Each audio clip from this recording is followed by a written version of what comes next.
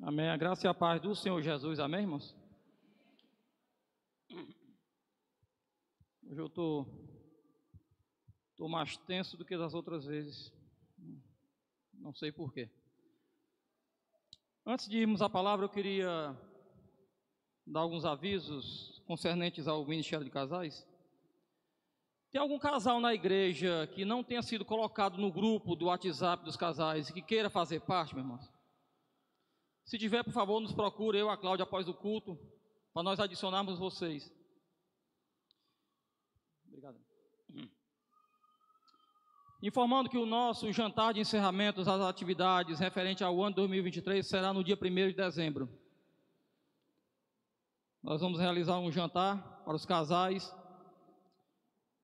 E os casais que estão no grupo do WhatsApp, que queiram fazer parte desse jantar, queiram participar, por favor, coloquem seu nome, que amanhã às 9 horas eu tenho que encerrar para mandar a relação para o pessoal que está organizando. Para nós começarmos a providenciar as coisas que vai ser necessário. Então, se tem algum casal que não for adicionado ainda e queira fazer parte do Ministério de Casais, por favor, nos procure após o culto. E aqueles que ainda não deram o nome, por favor, e queiram participar e queiram, por favor, que queiram de fato. Adicione os seus nomes lá no grupo, lá nós temos uma relação no grupo lá dos casais, amém? Diante disso, vamos abrir nossas Bíblias, por favor, no segundo livro de Crônicas, irmãos. Sentado mesmo, nós vamos ler o capítulo todo. Segundo livro de Crônicas, capítulo de número 14.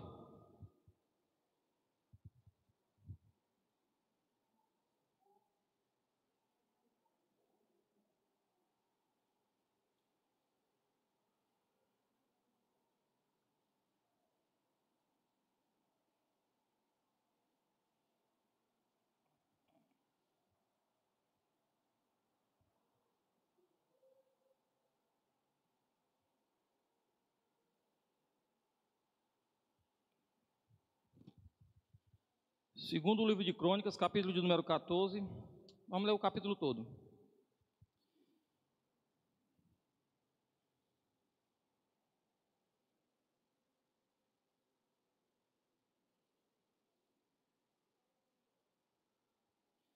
Diz assim a palavra do Senhor.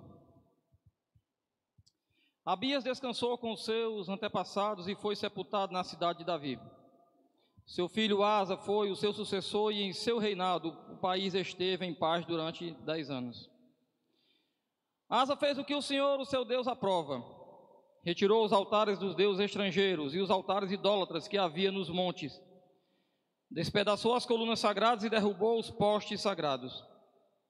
Ordenou ao povo de Judá que buscasse o Senhor, o Deus dos seus antepassados, e que obedecesse às leis e aos mandamentos dele.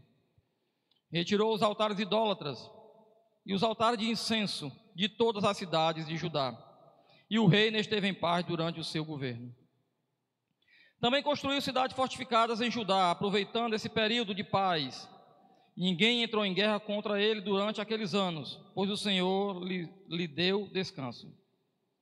Disse ele ao povo de Judá: vamos construir estas cidades com muros ao redor, fortificadas com torres, portas e trancas. A terra ainda é nossa, porque temos buscado o Senhor, o nosso Deus. Nós o buscamos e Ele nos tem concedido paz em nossas fronteiras. Eles então as construíram e prosperaram. Asa tinha um exército de 300.000 homens de Judá, equipados com escudos grandes e lanças, e 280.000 de Benjamim, armados com escudos pequenos e arcos. Todos eram valentes homens de combate. O etíope Zerá marchou contra eles com um exército de 1 milhão de soldados e 300 carros de guerra e chegou a Maressa. Asa saiu para enfrentá-los e eles se puseram em posição de combate no vale de Zefatá, perto de Maressa. Então Asa clamou ao Senhor, o seu Deus: Senhor, não há ninguém como tu para ajudar os fracos contra os poderosos.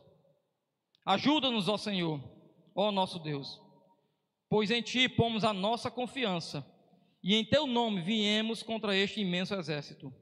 Ó Senhor, tu és o nosso Deus, não deixes o homem prevalecer contra ti. O Senhor derrotou os etíopes diante de Asa e de Judá. Os etíopes fugiram. E Asa e seu exército os perseguiram até Gerá. Caíram tantos deles que o exército não conseguiu recuperar-se. Foram destruídos perante o Senhor e suas forças. E os homens de Judá saquearam muitos bens. Destruíram todas as cidades ao redor de Gerá, pois o terror do Senhor havia caído sobre elas.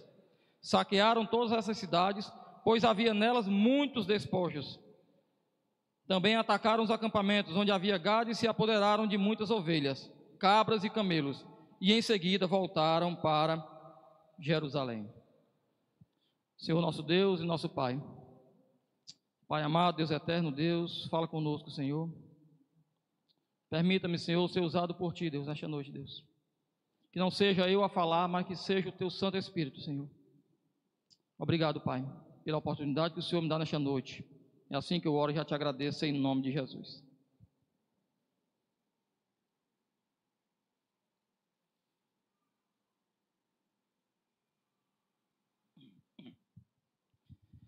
O rei Asa vai encontrar em Judá um reino espiritualmente destroçado. Interessante é que no capítulo 14 diz que o rei Abias havia conseguido algumas vitórias, mas espiritualmente era um reino destruído. Era um reino que já não conhecia os caminhos do Senhor, que já não conversava, já não interagia com Deus. Então o rei Asa, ele propõe uma reforma espiritual no reino de Judá.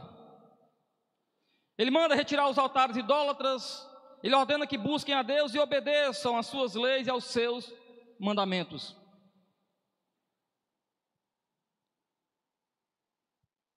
Todo processo de mudança, ele requer um início em nossas vidas. A questão é que muitas vezes nós queremos iniciar do final das coisas já.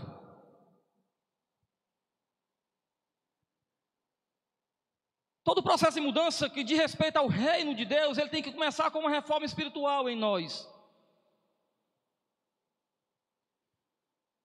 O rei Asa, ele não começa construindo muros ao redor da cidade. Ele não começa guerreando contra o exército etíope. O rei Asa, ele começa dos fundamentos básicos na vida daquele que teme a Deus, através de uma reforma espiritual. Nossas mentes hoje, elas andam envoltas em muitas coisas do mundo. O trabalho, o dia a dia, filhos, esposas, maridos. Espiritualmente falando, muitas vezes nós estamos destruídos ao final de um dia de trabalho, ao final de uma semana.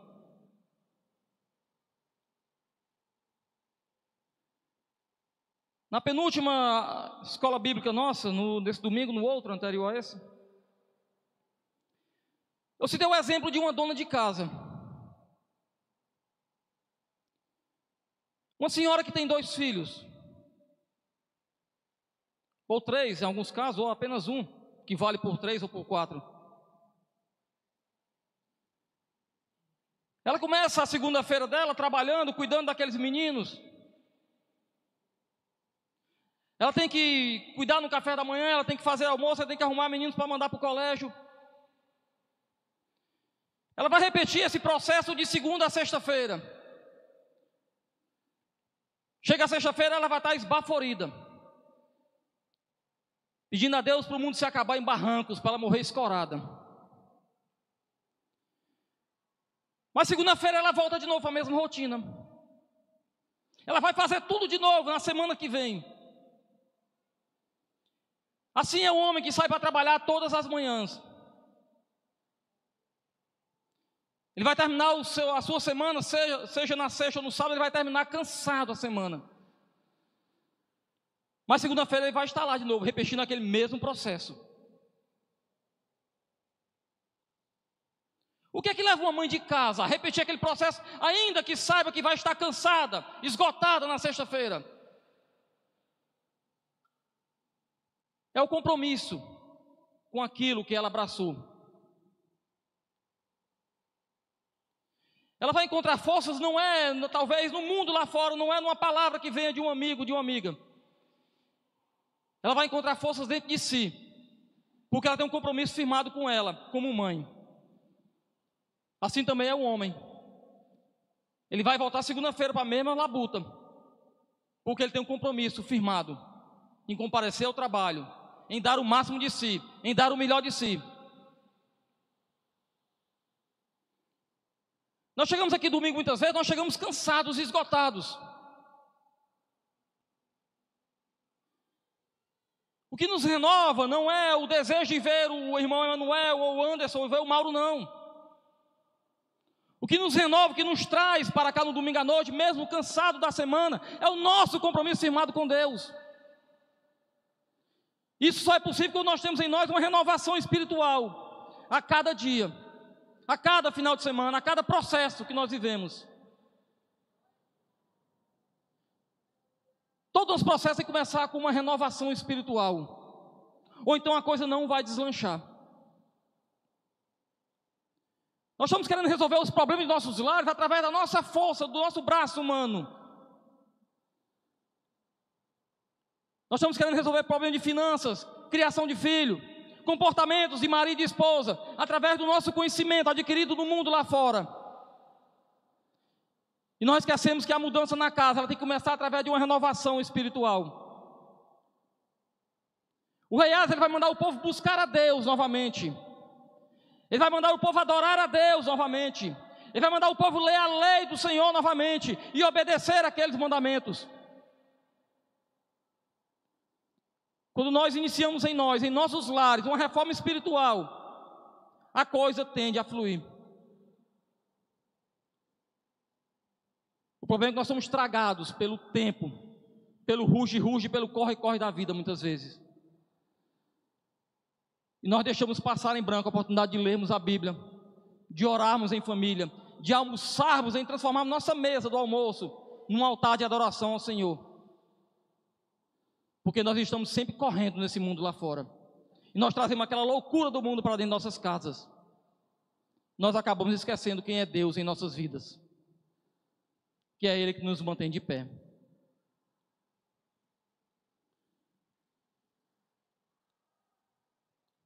O segundo ponto aqui do rei Asa. O rei Asa, ele se fortalece nos momentos de paz. Olha que interessante o versículo 6 e 7 que diz: também construiu cidades fortificadas em Judá, aproveitando esse período de paz. Ninguém entrou em guerra contra ele durante aqueles anos, pois o Senhor lhes deu descanso. Disse ele ao povo de Judá: vamos construir estas cidades com muros ao redor, fortificadas com torres, portas e trancas. A terra ainda é nossa, porque temos buscado o Senhor, o nosso Deus. Nós o buscamos e Ele nos tem concedido paz em nossas fronteiras. Eles então as construíram e prosperaram.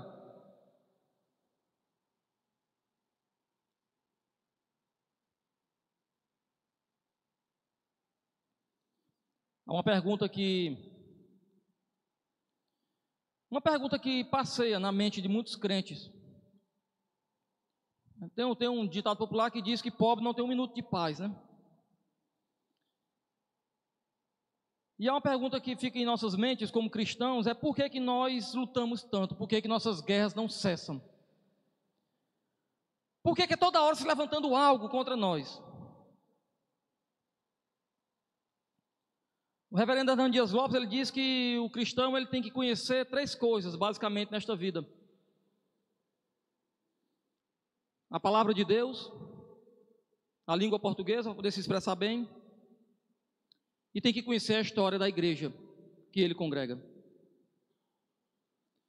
Quando nós entendemos a história da igreja, irmão, nós vamos perceber que a igreja ela cresceu, ela multiplicou-se, ela espalhou-se pelo mundo, mesmo sendo perseguida, mesmo em meio às lutas.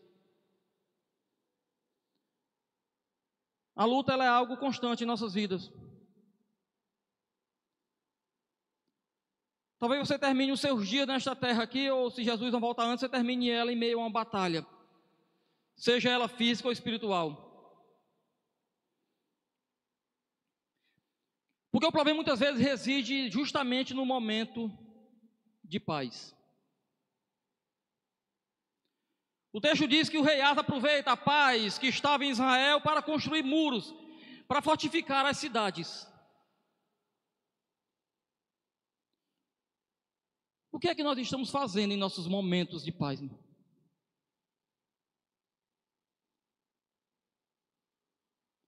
Sabe o que nós fazemos muitas vezes, quando nós temos paz? Nós corremos para a praia. Nós vamos para uma piscina com os filhos. Nós vamos comer açaí. Nós vamos para o shopping passear, gastar. É proibido? Não. Eu até aconselho que você tenha mais tempo com a sua família nesses ambientes. O problema é o distanciamento do foco. Nós temos uma facilidade muito grande, meu irmão, em esquecermos quem somos nesta terra, em esquecermos o nosso chamado, em esquecermos o nosso propósito. Muitas vezes nós somos como aquela folha seca que o vento carrega. E essas ventanias que vêm no momento de paz, ela tende a nos levar para bem longe, muitas vezes, do caminho do Senhor. Por isso, às vezes, é preciso que Deus chame você, em meio à dor, em meio à luta, para que você perceba que você está fugindo dos caminhos do Senhor. 2 Samuel capítulo 11, todos conhecem aquela passagem que Davi vai curiar Batseba se banhando. Interessante aqui no capítulo 11 de 2 Samuel, o texto diz que era o período em que os reis deveriam estar na guerra. Mas Davi opta, Alisson, por ficar na varanda do palácio. E conta alguns teólogos, historiadores, que aquela varanda ela era inacessível. Havia uma porta que não permitia que se passasse para aquela varanda. Mas Davi ia lá dentro daquela varanda. E ele contempla o que não deveria contemplar naqueles tempos. A vida de um cristão é um chamado permanente para a guerra. Paulo diz que nós estamos alistados no exército do Senhor e devemos obedecer às ordens, às leis daquele que gerencia o exército, que é o nosso Deus. Nós não nos alistamos para brincarmos de ser crente, de ocuparmos um lugar numa cadeira,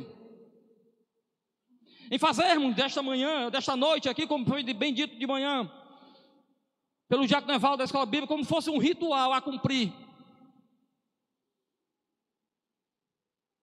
Nós somos chamados para uma guerra. E às vezes a paz que nós tantos almejamos, ela nos tira desse foco. O que é que nós devemos fazer no momento de paz em nossas casas, Emanuel? Nós devemos fortalecer as nossas orações em família. Porque muitas vezes nós só queremos orar quando a dor aperta. Quando nós estamos na iminência de perder algo valioso, irmã Daniela, aí nós corremos para os pés do Senhor. Reúne a família, traz todos aqui, vamos nos pôr de joelhos. A guerra está sendo travada desde lá atrás. Mas nós esperamos a dor chegar primeiro da perda, para começarmos a orar. Nós devemos fortalecer a nossa adoração a Deus, a nossa gratidão a Deus. Por que é tão difícil ser grato quando tudo está bem? Por quê? Ah, irmão, eu agradeço a Deus. Não agradeço, meu irmão.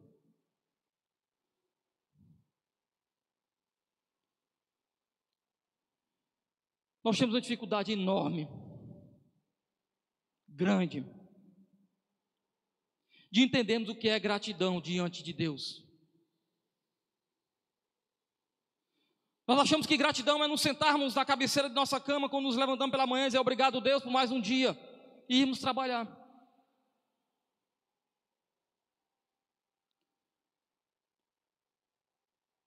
Gratidão a Deus, ela se estende um pouco mais do que isso. Gratidão a Deus é o louvor que o Judeu cantou para nós e que o Evaldo citou muito bem. É entender que quando mesmo não há as coisas, Deus é Deus em nossas vidas. Nós devemos fortalecer a nossa comunhão no momento de paz.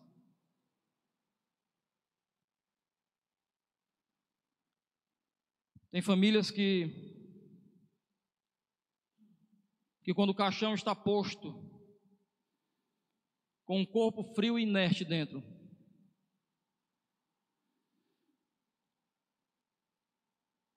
tem famílias que só falta se acabar de chorar e se abraçar. Tem famílias que esperam, parece a hora da morte, para abraçar um irmão, abraçar um pai ou uma mãe.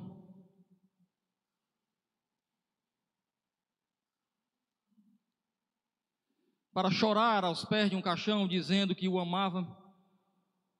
Por que você não volta? Por que não abre os olhos? Por que não respira novamente?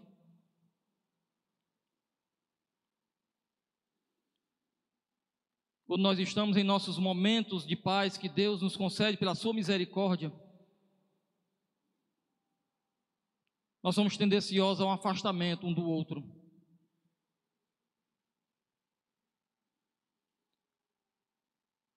Nós somos tendenciosos, meu irmão, a buscarmos os nossos prazeres pessoais.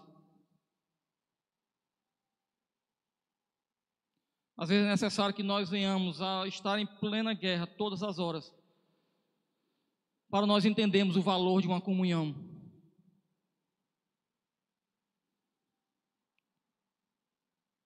De manhã Evaldo tocou num ponto interessante. Tem irmãos que passam por nós na recepção, não dão nem boa noite.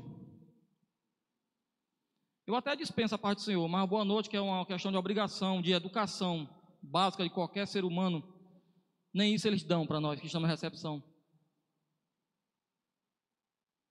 Porque não há um senso de comunhão.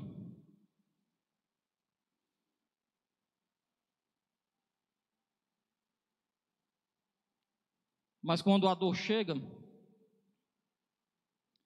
os grupos ficam lotados de pessoas pedindo oração. Orem por mim, orem por fulano, por cicrano, que está internado, está mal. Mas nós perdemos a oportunidade de entendermos o que é comunhão no dia a dia da nossa igreja, meu. Nós temos que aprender muito ainda como família, como uma família verdadeira. Deus vai nos conceder momento de paz. A questão é o que fazemos com esta paz.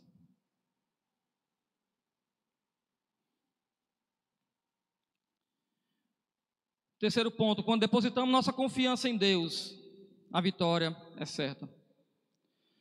Versículos 8 ao 10 diz assim: Asa tinha um exército de 300.000 homens de Judá, equipados com escudos grandes e lanças, e 280.000 de Benjamim, armados com escudos pequenos e arcos. Todos eram valentes homens de combate. O etíope Zerá marchou contra eles com um exército de 1 milhão de soldados e 300 carros de guerra, e chegou a Maressa. Asa saiu para enfrentá-los, e eles se puseram em posição de combate no vale de Zefatá, perto de Maressa. Então Asa clamou ao Senhor, seu Deus: Senhor, não há ninguém como tu para ajudar os fracos contra os poderosos. Ajuda-nos, Senhor, ó nosso Deus, pois em ti pomos a nossa confiança, e em teu nome viemos contra este imenso exército. Ó Senhor, tu és o nosso Deus, não deixe o homem prevalecer contra ti. O Senhor derrotou os etíopes diante de Asa e de Judá, e os etíopes fugiram.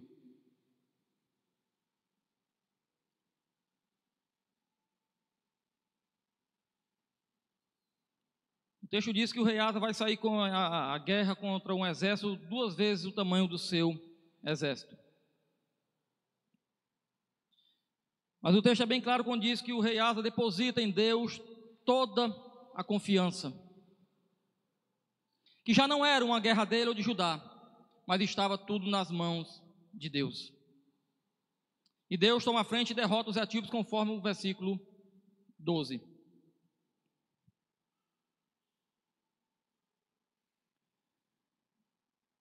Quantas lutas nós enfrentamos todos os dias?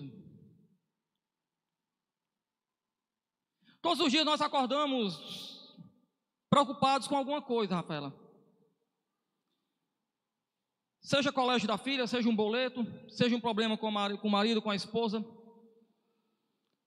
Todos os dias nós temos uma luta para vencer. A questão é em quem nós estamos depositando a nossa confiança. Ou até que nível nós estamos entregando as nossas lutas, nossas guerras nas mãos de Deus.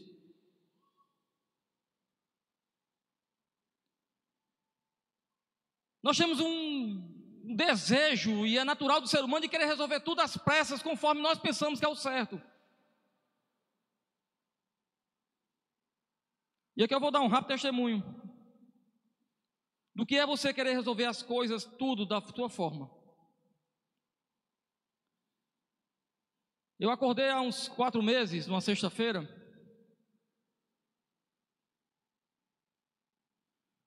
com o meu celular cheio de mensagens no WhatsApp.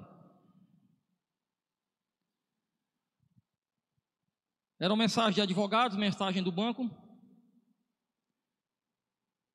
Porque aquele carro que eu inventei de comprar, você estava com 3 parcelas atrasadas. Ficou de maluco comprar um carro importado, né, irmão? A Cláudia mandou comprar o Celta, eu compro uma Tucson.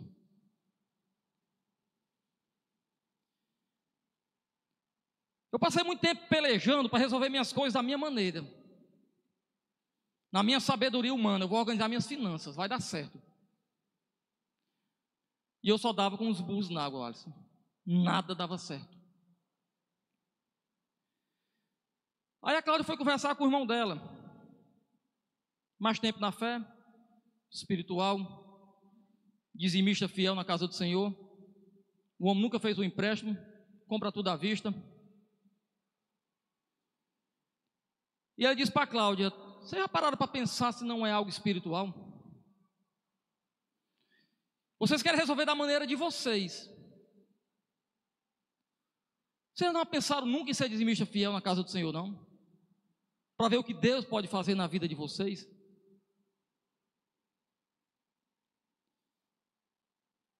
E a Cláudia me trouxe o conselho dele, eu disse: vamos ver o que nós podemos fazer. E nós começamos a dizimar na casa do Senhor.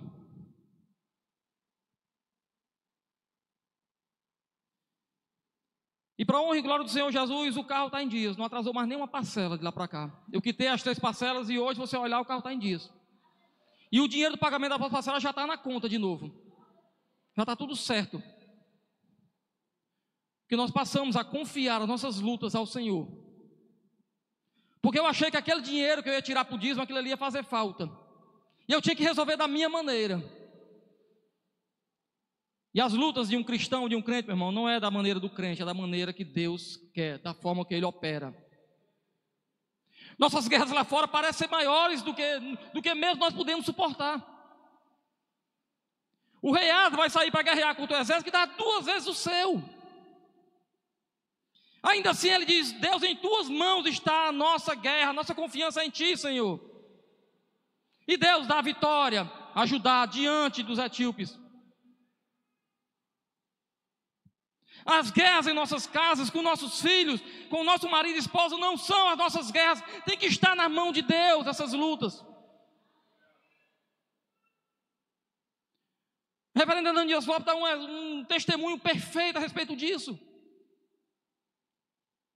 Quando ele diz que um irmão procurou certa manhã e disse: pastor, eu não quero, eu desisti de lutar pelo meu filho.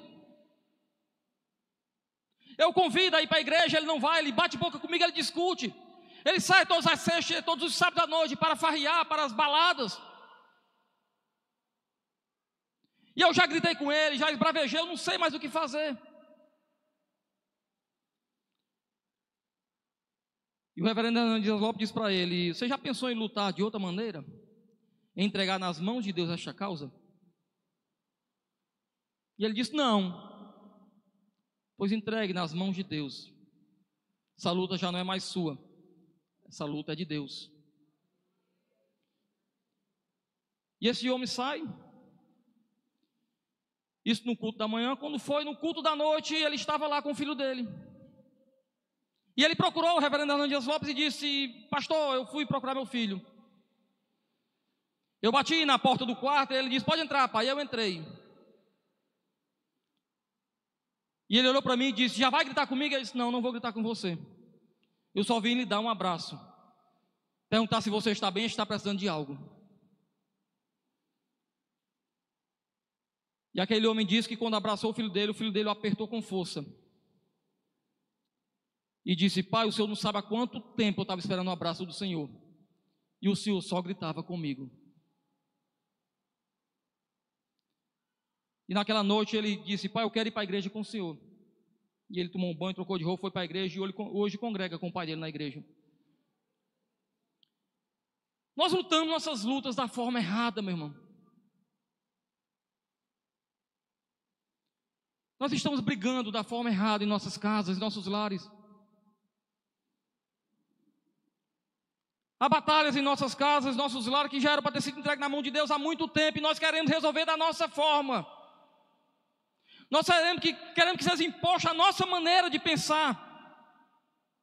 E não deixamos Deus operar, não damos espaço para Deus trabalhar em nossas vidas. Porque nós queremos resolver da nossa forma, nossas guerras.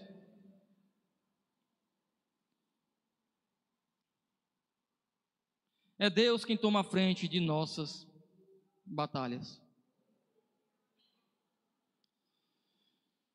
O quarto e último ponto: Deus não desampara aqueles que o buscam.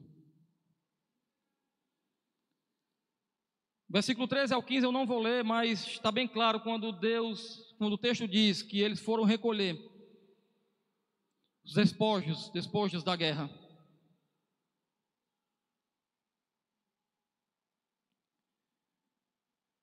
E eu queria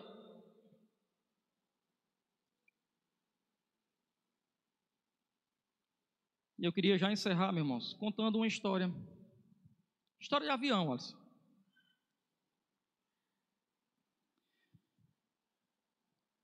No dia 27 de março de 1977,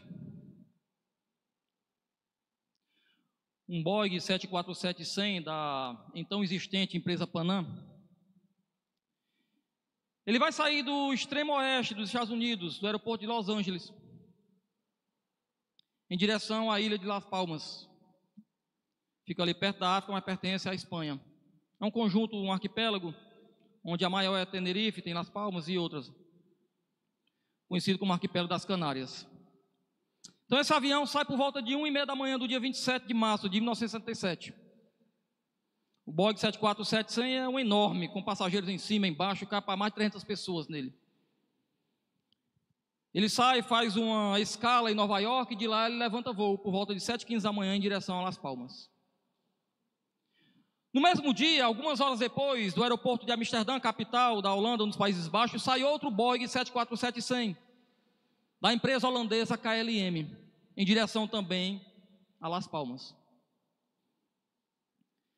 Quando os dois aviões, os dois jumbos, se aproximam do aeroporto de Las Palmas, uma bomba explode no aeroporto. Quem acompanha a história sabe que no final dos anos 1970 e comecinho dos anos 80, a Espanha vivia em guerra contra o terrorismo. Alguns grupos terroristas, principalmente o ETA, eles faziam muitos atentados naquela época. E uma bomba explodiu no aeroporto de Las Palmas. E havia a informação de que havia uma outra bomba, existiria uma outra bomba no aeroporto. Então os voos que iriam para Las Palmas são desviados para outra ilha, perto, a ilha de Tenerife. Um aeroporto pequeno. E todos aqueles aviões que iam para Las Palmas naquele dia começam a aterrissar em Tenerife. O comandante do Boeing da KLM era o Van Zanten. Experiente piloto, condecorado, já havia sido capa de revista da empresa. O homem que ministrava aulas para outros pilotos. E o comandante do voo da Panam era o então piloto, capitão Victor Cruz. Outro homem também experiente. E os aviões, quando param lá, Van Zanten, com medo de demorar demais até chegar em Las Palmas e perder, porque existia um horário para cumprir. Se ele não cumprisse o horário, Alisson, ele seria rendido à tripulação dele e ele seria punido pela empresa, porque não havia cumprido o horário. Então Van Zanten, ele com medo, a impaciência, ele manda colocar mais 50 toneladas de combustível no avião, para não ter que abastecer em Las Palmas. Quando o aeroporto de Las Palmas é liberado, o comandante Victor Cruz do avião da Panam recebe autorização para taxiar e levantar voo. Só que o Boeing da KLM estava na frente abastecendo. Então ele tem que esperar o Boeing terminar de abastecer o da KLM. Termina o abastecimento, 50 toneladas. Quem não sabe, o combustível do avião é medido em toneladas, não em litros, mesmo sendo líquido. E o Boeing da KLM recebe autorização para taxiar e começar o processo de decolagem. Eles estão, imagine isso aqui como o pátio onde eles estavam, todos os aviões. O Boeing tem que ir até o final da pista, fazer um giro de 180 graus, e de lá ele acelerar e levantar voo. E o Boeing da KLM sai em direção ao final da pista, 3.400 metros. O Boeing da Panam, que estava na pista lateral, recebe autorização para também taxiar na pista. E recebe a orientação para pegar o acesso 3, a pista lateral. Você vai na pista principal aqui, Victor. No terceiro acesso você vai e pega a pista lateral, para que o Boeing da KLM venha e levante o voo. Só que o terceiro acesso ele é feito ao contrário. Você não entra aqui, você vai e você volta para depois ir de novo, como fosse um S, ou o número 2. Para um Boeing 747, aquela manobra é quase impossível de se fazer. Então o que é que o Victor pensa? Eu vou pegar o acesso 4. Por quê? Porque ele é quase que uma reta aqui, em direção a outra pista. Erros de comunicação. A impaciência do comandante do Boeing da KLM, unida com o erro de comunicação do comandante do Boeing da Panam. Tenerife é uma ilha que por volta de 5 da tarde ela começa a sofrer com muitas névoas que vêm do mar. 5 horas da tarde já não havia mais visibilidade para a torre enxergar os aviões na pista. E o Van Zanten, impaciente, ele joga as manetes para frente e informa a torre que vai iniciar o processo de decolagem. Só que o avião da Panam está vindo ainda na pista de encontro a ele. O comandante Victor Gruber, ele informa a torre que ainda está na pista. Só que no momento que ele fala, a torre também tenta entrar em contato com ele. Resumindo, não há comunicação entre eles. A torre não entende o que ele está dizendo. E já não se vê mais os aviões por causa da fumaça, da névoa. Van Zanten acelera o seu Boeing e de encontro vem um avião da Panam. As leis de segurança aérea dizem que você tem que ter uma visibilidade de pelo menos 600 metros para você operar numa pista. Não havia nem 200 metros de visibilidade. Então, quando o comandante do Boeing da Panam levanta os olhos, ele vê as luzes do trem de pouso do Boeing da KLM se aproximando. O Boeing da KLM, ele rasga o teto do Boeing da Panam, partindo em 3 pedaços. Mesmo sem motores e sem trem de pouso, sem mais nada, ele consegue levantar voo ainda, caindo 500 metros à frente e explodindo numa enorme bola de fogo. O avião da Panam, ele também explode. De mais de 600 pessoas que estavam nos aviões, só escaparam 61. Morreram 583 pessoas. Pela impaciência de um, pela falta de comunicação, a falta de visão. O rei Asa, quando assume o reino de Judá, ele assume o reino sem visão espiritual, sem comunicação com Deus, cada um vivendo ao seu bel prazer. E foi preciso uma reforma espiritual para colocar o reino nos eixos. Tem famílias aqui esta noite que estão à beira de um colapso de chocarem os seus boigs um contra o outro. Porque tem lares aqui que já não há mais visão espiritual, em que já não há mais comunicação, em que cada um quer viver ao seu bel prazer.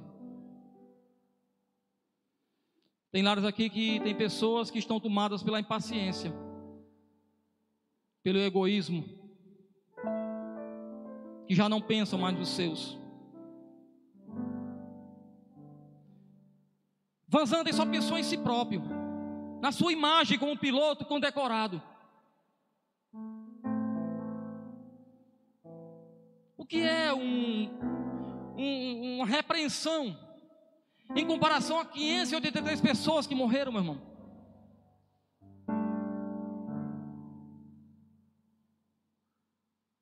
Nós estamos morrendo espiritualmente, porque queremos viver da nossa forma e não como Deus quer que nós venhamos a viver. Nós estamos perdendo nossas batalhas, porque ainda não aprendemos a entregar nossas guerras nas mãos de Deus. Fica de pé, por favor, igreja.